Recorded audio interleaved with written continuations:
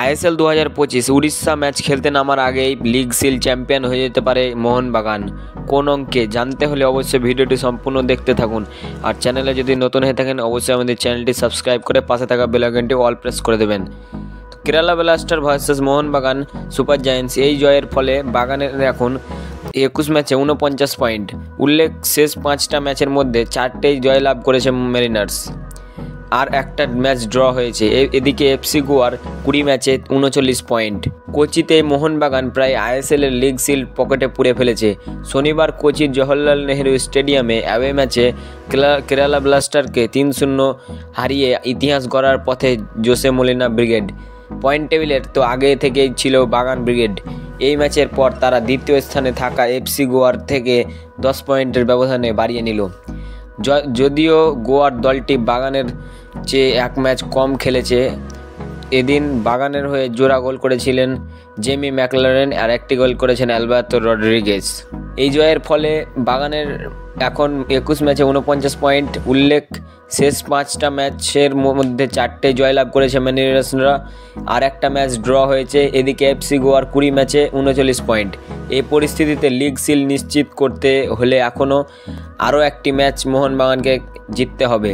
পরের ম্যাচটি 23 ফেব্রুয়ারি ঘরের মাঠে উড়িষ্যা এফসির বিরুদ্ধে। সেই ম্যাচ জিতলেই ফের লিগ সিল চ্যাম্পিয়ন হয়ে যাবে মোহনবাগান। তার আগে 22 ফেব্রুয়ারি গোয়া খেলতে নামবে কেরালা ব্লাস্টারের বিরুদ্ধে। সেই ম্যাচে গোয়ার দলটি পয়েন্ট নষ্ট করলে বাগান ফের লিগ সিল জয়ের স্বাদ পাবে। আইএসএল গতবার লিগ সিল জিতেছিল মোহনবাগান। টুর্নামেন্টের ইতিহাসে কোনো টিম লিগ সিল ধরে রাখতে পারেনি। এবার ইতিহাস বদলের সামনে মেরিনার্সরা। দুরন্ত ছন্দে বাগান। শনিবার ঘরের মাঠে শুরু থেকেই চাপ বাড়ানোর চেষ্টা করেছিল কেরালা ব্লাস্টার্স। প্রথম 25 মিনিট তো বাগানের রক্ষণ ভাগ্যে তারা ছিন্ন ভিন্ন করে দেয়। মেরিনার্স গোলকিপার বিশালকায় বেশ চাপে মুখে পড়েছিলেন, যদিও শেষ পর্যন্ত আরও একটি ক্লিন শিট তার ঝুলিতে জমা পড়ল।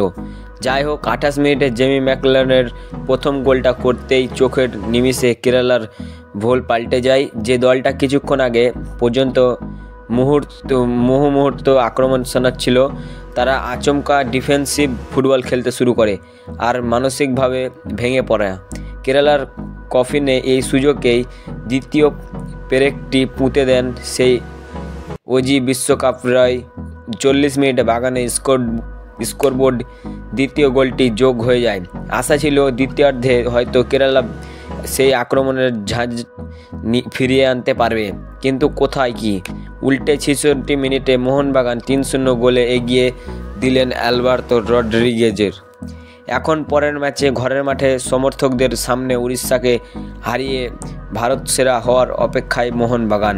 তো বন্ধুরা, মোহনবাগান কি এবারও লিগ সিল জিততে পারে?